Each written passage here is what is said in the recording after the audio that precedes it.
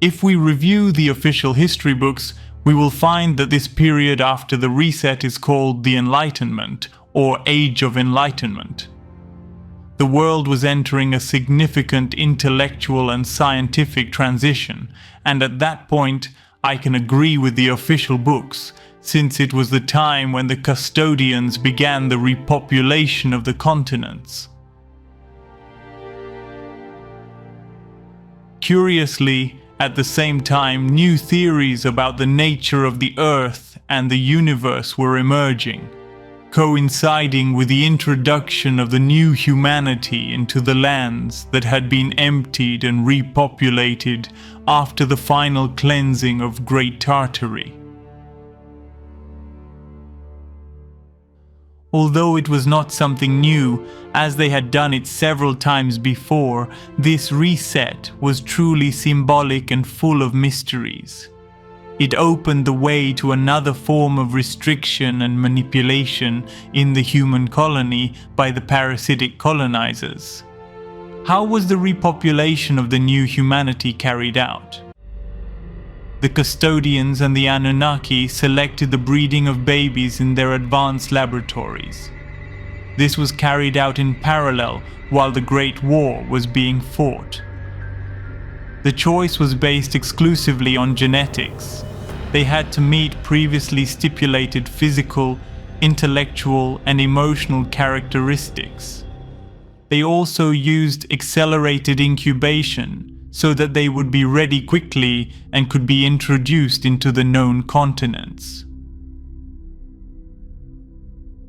Key areas were chosen, completely removed from the cores of Great Tartary, until the final cleansing erased most of its structures and advances. Regions of low temperature and stable humidity were selected, taking advantage of underground halls, palaces, and storehouses of the previous humanity that had remained standing after the cataclysm. These enormous constructions, built with Tartarian technology, became ideal nurseries and training camps for the new generation. The pyramids were set into motion, and the Great Flood began at that time, striking the great cores, especially the underground ones. Automated systems were implemented to assist in the care and development of those children destined to initiate the new cycle, and thus they would be the first humans who would form the new humanity of this cycle in which we are living. The custodians used their ships and the vast network of underground tunnels inherited from the Tartars to transport them. Once in the chosen areas, the new humans were not simply raised, they were trained. The children were placed to work in fields, gardens, and manual production areas under strict supervision. This was presented to them as learning the value of effort, but in truth it was the beginning of a controlled work system designed to shape their character and obedience from childhood. This system was implemented so that they could thus develop and expand under their control. The teaching programs implanted by the custodians were not neutral. They were manipulative curricula designed to instill specific themes. Much of this ended up in the official history books about many subjects of the past that never actually happened.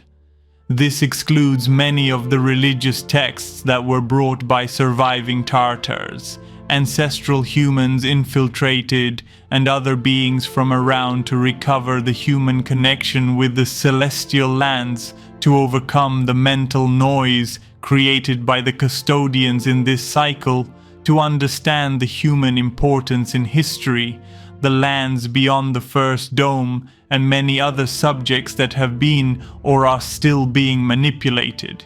Even today, attempts continue. Perceptions about the environment and notions of authority, hierarchy, and insignificance. This point is crucial. The custodians and Anunnaki based all this learning of the first humans on maximizing human insignificance, making them believe they lived on a sphere in outer space, isolated from everything in the middle of a total void. The transmitted history was rewritten, presenting the new humanity as the first and only one, erasing all memory of previous cycles and civilizations. They explained ambiguously and senselessly the great Tartarian structures of a very recent past. Many of them at that time had not even been completely destroyed, but had been abandoned. Later, in addition to destroying these base cores, they also cut down great trees, leaving the stumps of some of them as part of an unknown human past. The pyramids would also leave doubts in this new humanity, but with the creation of a closed system and the use of the media, voices that began to ask questions were silenced. The pyramids would never be destroyed, because the Anunnaki used them for the floods, and they are also a symbol that an Anunnaki colony is here.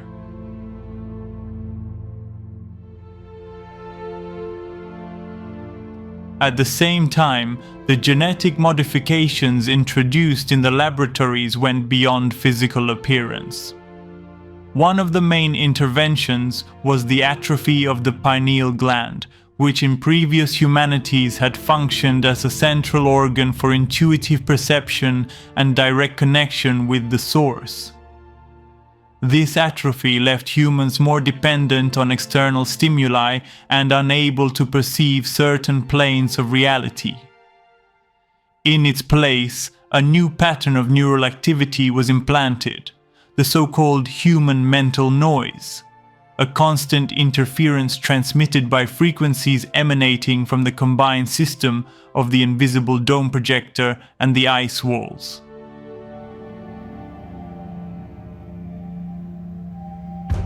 These frequencies, imperceptible to the conscious mind, functioned as static between human consciousness and its own essence, generating dispersion, agitation, and the impossibility of reaching inner stillness.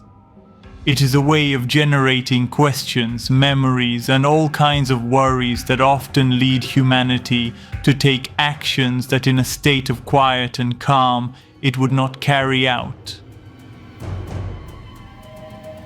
Just as in these times we use virtual private networks to divert and filter the information our devices receive, we can compare how the custodians installed a mental VPN over our species. The dome is the server that controls the traffic. The ice walls are its firewalls that separate from the other reality.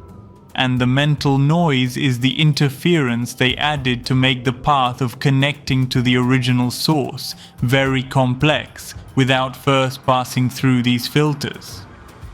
It is possible, clearly, but the process is not simple.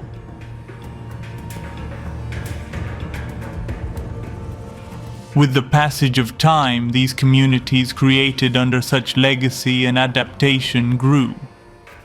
The custodian agents began to watch more and more from the shadows, since their constant physical presence was no longer necessary.